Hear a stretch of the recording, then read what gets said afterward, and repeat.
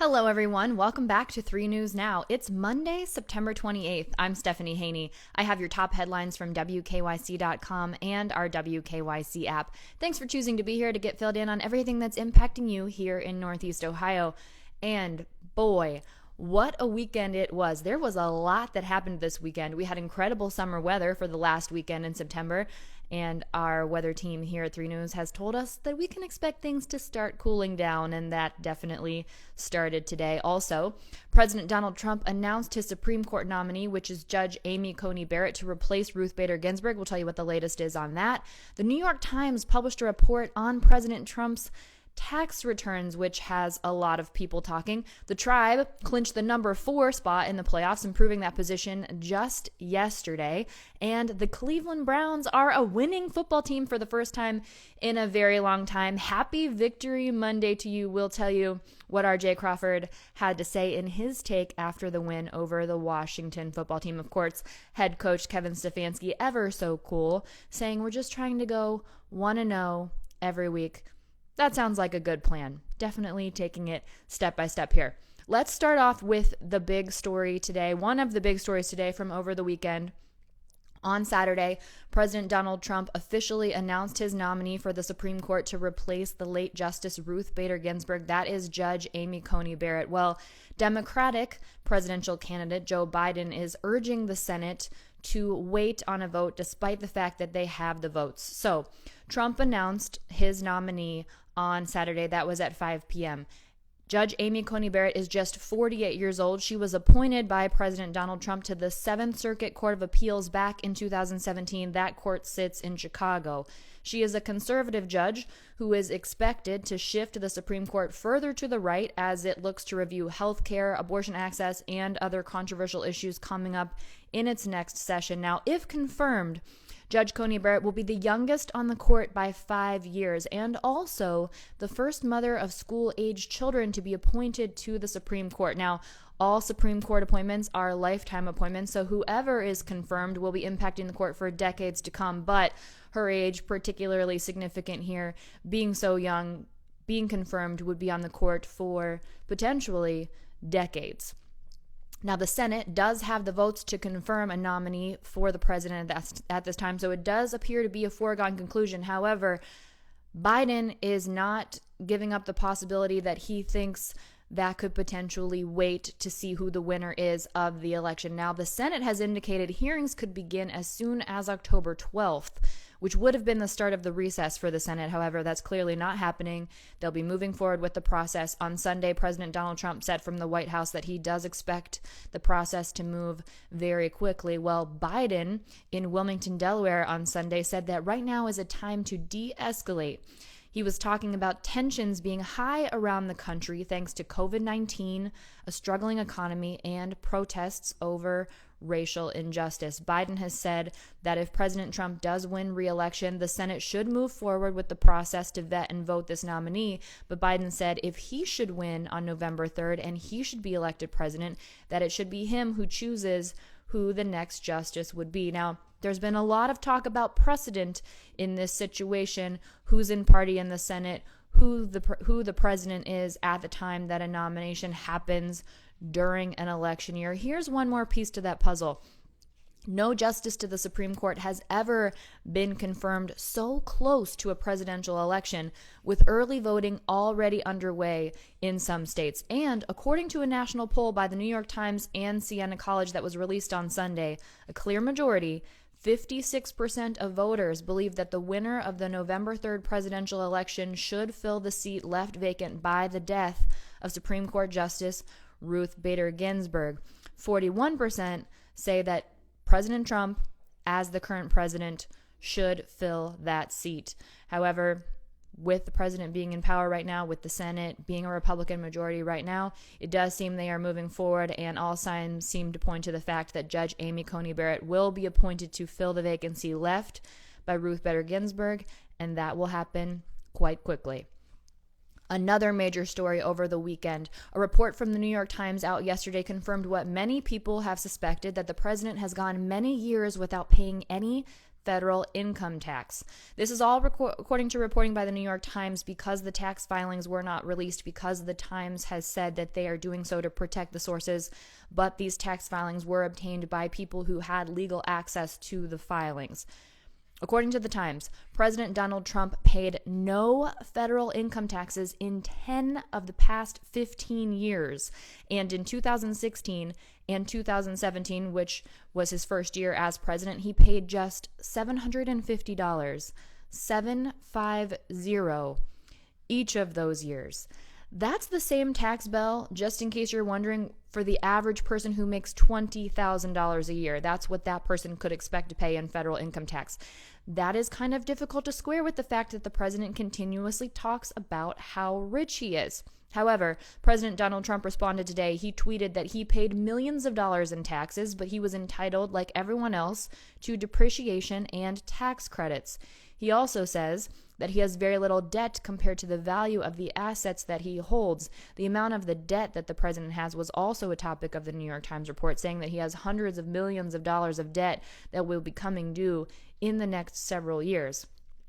President Donald Trump also tweeted today that he has long said he may release financial statements from the time he announced he was going to run for president, showing all properties, assets, and debts. He says it is a very impressive statement and shows that he is the only president on record to give up his yearly $400,000 presidential salary. President Donald Trump is also the only president in modern times not to make his tax returns public. Now, the president has repeatedly said that he couldn't do this because he is under audit. Now, the Times reporting does confirm that he is under audit, but the IRS has repeatedly said that Trump could make those records public. There's nothing in their laws or the tax code that would prevent him from doing that. Now, some people are saying the fact that Trump has apparently paid so little in taxes makes him smart, which is something that President Donald Trump said himself while he was running for the presidency in 2016 when he was debating former Secretary of State Hillary Clinton. She had suggested that maybe he wouldn't release his taxes because it would show that he hadn't paid any federal income taxes. And to that, the president replied, "That makes me smart." Another thing that is catching a lot of people's attention in this report from the New York Times is that President Donald Trump claimed a $70,000 deduction for the styling of his hair while he was filming The Apprentice, which has been credited for really bolstering his celebrity. Other people are saying that the fact that the president seemingly paid so little income taxes to the federal government shows poor business skills, and others are saying it means that he cheated on his taxes. But based on the Times reporting, it appears that he has followed all tax laws to do this. Now, that is depending on the results of that audit. So here's the sticking point about that audit. That audit is over a $73 million refund that he received in 2010. Now, that was after declaring massive business losses. Now, that refund is being investigated, and if it proves to have been improper, the IRS could be getting a $100 million payment from the president. That's after fees and interest are taken into consideration. So much to unpack in that New York Times report. So that's the basic breakdown of it. Of course, implore you to read the full thing. We have it linked on WKYC.com as well as a breakdown. I know that was a lot of numbers moving a lot of quickly. If you want to read it more thoroughly on the website, also on our app. Now, Alan Garden, a lawyer for the Trump Organization, which the Trump Organization is made up of hundreds of businesses, told the Times that most, if not all, of the facts appear to be inaccurate in the story, and specifically said that the president has paid, quote, tens of millions of dollars in personal taxes to the federal government, including paying millions in personal taxes since announcing his candidacy in 2015. The Times, however, said that Garden appeared to be including things like taxes for Social Security and Medicare in that, which is something that all Americans pay. And the Times also did not provide Garden with the tax filings or, as I said, publish the actual tax filings. The Times said this was in order to protect its sources, but again, that its sources did have legal access to the records that they based their reporting on.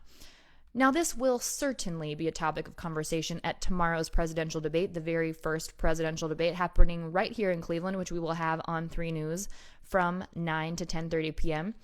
the conversation about the president's taxes could fall under the topic of the economy. Other topics that will be covered will be Trump's and Biden's records of service in the government, the Supreme Court, COVID-19, race and violence in our cities, and also the integrity of the election, something that President Donald Trump has called into question many times, alarming people with a comment that he would need to wait and see what happens when people ask if he would peacefully turn over power in the event that he does lose the election on November 3rd.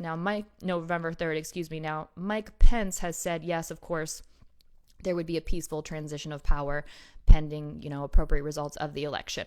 Now, the debate will be held here in Cleveland. That's tomorrow at the Cleveland Clinic's main health campus. So in order to give people some insight into what the city is doing to keep everyone safe and manage this massive event that's happening here tomorrow night, Cleveland Mayor Frank Jackson will be hosting a virtual press conference today. That's at 1 p.m. to discuss the plan for tomorrow. So at that press conference, we will hear from Cleveland Police Chief Calvin Williams, Safety Director Carrie Howard, FBI Special Agent in Charge Eric Smith, and representatives from both the U.S. Secret Service and the Ohio National Guard. If you recall, last week, Governor Mike DeWine did approve a request to activate several hundred members of the Ohio National Guard to help with security. So you can watch that on 3 News on your TV, on WKYC.com, on our WKYC app, also on our Facebook and our YouTube pages. And to participate in the conversation about the debate throughout the debate tomorrow, you can use hashtag 3election. Again, that is hashtag 3election. Here's a reminder for you, if you're not yet registered to vote, if your family and friends are not yet registered to vote, the deadline to do that here in Ohio is October 5th. That's 1 week from today. That is next Monday. You can do it online if you have an Ohio ID, either a driver's license or an identification card, and your social security number. I tweeted out the link this morning, so if you want to go directly to that, the Twitter handle is _Stephanie Haney. Now let's talk about a big deal that was announced yesterday that will impact us here in Cleveland. ArcelorMittal USA, which is one of the largest steel makers in the country, is being acquired by Cleveland Cliffs. This is a $1.4 billion deal. We learned the details of it yesterday. Cleveland Cliffs said that this will make it the largest flat-rolled steel producer in North America and the largest iron ore pellet producer in North America, and that deal is expected to close by the end of the year. Lourenco Goncalves, who is the president and CEO of Cleveland Cliffs, said that ArcelorMittal is a world-class organization that they have long admired as a customer and partner, and they know for a fact they've taken good care of their U.S. assets. So Cleveland Cliffs is feeling pretty good about this acquisition. Now, in the $1.4 billion deal, ArcelorMittal will get $505 million in cash and the rest in equity. In exchange for that, Cleveland Cliffs will take on ArcelorMittal's debts. That's including pensions and other post-employment benefit liabilities, which all come to about $1.5 billion. So Cleveland Cliffs very excited about this acquisition, again, taking place by the end of the year. Something that a lot of us were very excited about yesterday was the Cleveland Browns win over the Washington football team, making the Browns record 2-1, and yes, that is the winning record for the very first time in a very long time for the Cleveland Browns organization. Now, our own Jay Crawford was at the game yesterday. He published his weekly reaction, his 3 News column on WKYC.com. He had a lot to say about the win. He said as he was leaving First Energy Stadium following that 34-20 win yesterday, he wanted to run directly to Terminal Tower's observation deck and scream at the top of his lungs, "The Cleveland Browns are a winning football team." Jay, I think a lot of people probably shared that sentiment with you. Now, Jay says the early results are promising, but he does have his reservations, possibly from all those decades of being a Browns fan, and who can blame him? I mean, before yesterday, it had been 2,115 days since the Browns had a winning record, but the Browns have a winning record now, at least until next week when we play the Cowboys at Dallas, which, of course, is a tougher opponent than we've seen for the last 2 weeks. But let's focus on what we've seen so far just for a moment. Here are some of the things that Jay noticed from yesterday's game and the season so far. Last season, in 3 games under Freddie Kitchens, the Browns had been penalized 35 times for a whopping 324 yards. Now, this season, under new head coach Kevin Stefanski, the Browns have been penalized just 22 times for 206 yards. That makes a big difference. Every little bit helps, as Jay said. Now, The Browns also have a great record against Washington, especially at home. Jay pointed out that against Washington, the Browns have 34 wins and 12 losses and 1 tie. And when they play in Cleveland, the Browns have won 18 out of 25 of those games. Now let's take a look at the players. Running back Nick Chubb has gone more than 100 yards and scored 2 touchdowns in each of the last 2 games. That's important. The last time a Browns player did that was Leroy Kelly in 1967. Fun fact coming from Jay there.